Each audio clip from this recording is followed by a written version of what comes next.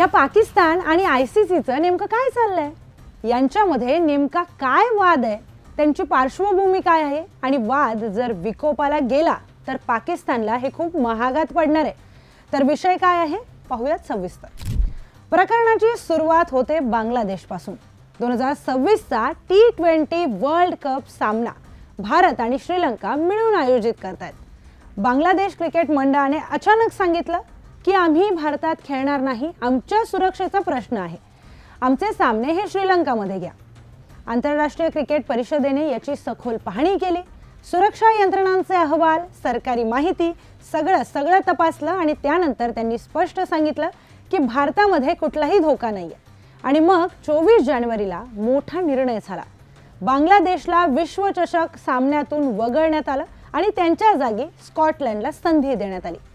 इथपर्यंत सगळं नियमानुसार चाललेलं होतं, पण यानंतर एंट्री होते पाकिस्तानची। तर पाकिस्तान क्रिकेट मंडळाचे अध्यक्ष मोहसिन नकवी यांनी ICC वर थेट आरोप केला।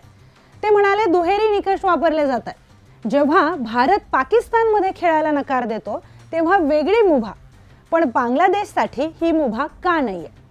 आता भारत पाकिस्तान प्रकरण काय आहे आणि ते या सगळ्यांमध्ये वेगळं का ठरतं आधी ते पाहूयात। 2025 ची चॅम्पियन्स ट्रॉफी तुम्हाला आठवत असेल, त्याचं आयोजन म्हणजे होस्टिंग पाकिस्तानकडे होतं। भारताने स्पष्ट भूमिका घेतलेली की सरकारकडून पाकिस्तान दौऱ्याला परवानगी नाही, हा निर्णय क्रिकेट मंडळाचा नाहीये तर सरकारी पातळीवरचा आहे। तर आंतरराष्ट्रीय क्रिकेट परिषदेपुढे म्हणजे ICC पुढे तेव्हा दोनच पर्याय होते। पर्याय क्रमांक 1 भारताशिवाय स्पर्धा घेणं, ज्यामुळे त्यांना प्रचंड आर्थिक नुकसान झालं असतं। पर्याय क्रमांक 2 मध्यम मार्ग काढणं आणि मग तडजोड झाली।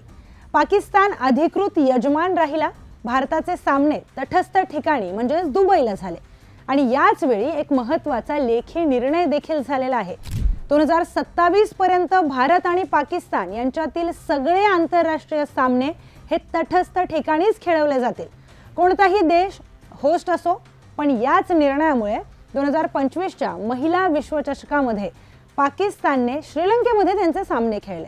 2026च्या T20 वर्ल्ड कप मध्ये भारत पाक सामने तटस्थ ठिकाणीच ठेवले गेले। मग बांगलादेशचा दावा या सगळ्यांमध्ये कमकुवत का पडलाय? कारण आंतरराष्ट्रीय क्रिकेट परिषदेच्या सुरक्षा तपासणीमध्ये धोकाच आढळून आला नाही आणि सरळ भारतामध्ये खेळणार नाही असा हट्ट धरण्यात आला।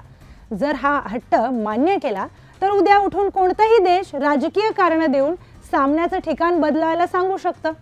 आंतरराष्ट्रीय स्पर्धा चालवणं अशक्य झालं असतं। आता पाकिस्तानची बांगलादेशच्या बाजूची भूमिका नेमकी काय? पाकिस्तानने बांगलादेशच्या समर्थनार्थ उभं राहून सांगितलंय, जर बांगलादेशवर अन्याय झाला तर आम्ही देखील स्पर्धेत भाग घेणार नाही। हा इशारा आंतरराष्ट्रीय क्रिकेट परिषदेने फार गांभीर्याने घेतलाय। जर पाकिस्तान खरोखरच माघार घेतो तर कोणत्याही देशासोबत द्विपक्षीय मालिका होणार नाही। दुसरं, आशिया कप मधून पाकिस्तानला बाहेर काढण्यात येईल। तिसरं महत्त्वाचं, पाकिस्तानमधील PCL साठी परदेशी खेळाडूंना परवानगी म्हणजे NOC देण्यात येणार नाही आणि त्यामुळे कोट्यवधी रुपयांचा दंड देखील पाकिस्तानला भरावा लागेल।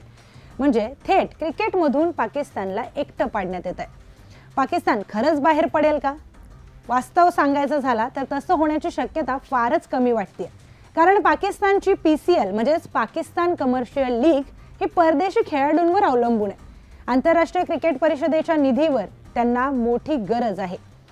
आशिया करंडका बाहेर पडणं म्हणजेच प्रभाव कमी होणं आणि देशांतर्गत जे काही क्रिकेटचे चाहते आहेत, माजी खेळाडू आहेत, त्यांची प्रचंड नाराजी हे ओढावून गेलं।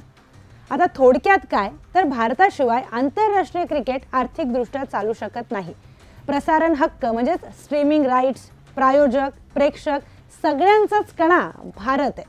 म्हणूनच आंतरराष्ट्रीय क्रिकेट परिषद म्हणजेच ICC भारताच्या सहभागाबाबत कुठलाही धोका घ्यायला तयारच नसते। तुम्हाला या सगळ्या प्रकरणाबद्दल काय वाटतं? पाकिस्तान खरंच माघार घेईल का? ICC वर्ल्ड कप मध्ये आणखी काय काय घडामोडी होऊ शकतात? कमेंट करून आपलं मत नक्की कळवा।